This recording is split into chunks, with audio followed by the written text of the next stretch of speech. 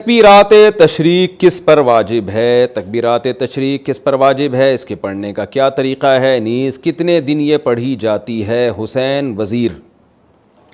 دیکھیں، راجح قول کے مطابق تکبیرات تشریق گاؤں میں رہنے والوں پر بھی واجب، شہر میں رہنے والوں پر بھی واجب، اور مرد پر بھی، عورت پر بھی، ہر عاقل بالغ پر واجب ہے۔ مرد اونچی آواز سے پڑھیں گے اور خواتین آہستہ آواز سے پڑھیں گی، اور جماعت سے نماز پڑھیں یا انفرادی نماز پڑھیں، ہر صورت میں واجب ہے۔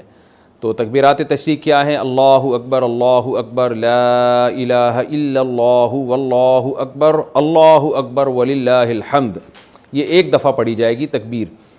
تو مرد اونچی آواز سے پڑھیں اور خواتین آہستہ آواز سے، اور خواتین یادداشت کے طور پر اپنی جائے نماز کے قریب کوئی پرچی ورچی رکھ لیں، کیونکہ خواتین بھول جاتی ہیں۔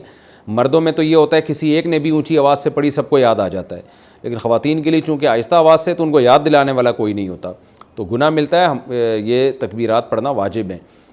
باقی یہ کہ کب سے واجب ہیں، تو 9 ذی الحجہ کی فجر، یعنی بقرعید سے ایک دن پہلے فجر کی نماز سے یہ شروع ہوں گی، اور پھر 13 ذی الحجہ یعنی بقرعید کے 3 دن اور اس کے علاوہ ایک اور دن، اس میں عصر کی جو نماز ہوگی وہ آخری تکبیر اس میں کہی جائے گی، مغرب میں نہیں کہی جائے گی۔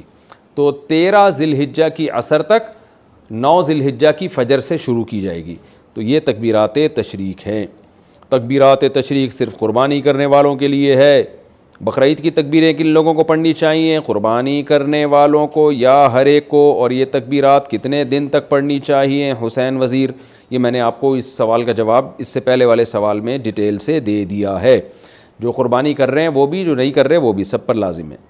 تنہا نماز پڑھنے والا تکبیرات تشریق پڑھے گا اگر 10، 11، 12 ذی الحجہ کو کسی نے فرض نماز امام کے ساتھ نہیں پڑھی لیکن وقت کے اندر ہی تنہا نماز ادا کر لی، تو کیا وہ تکبیرات تشریق پڑھ سکتا ہے؟ شمیم الحسن انڈیا سے، جی اس پر بھی واجب ہے، پڑھے گا۔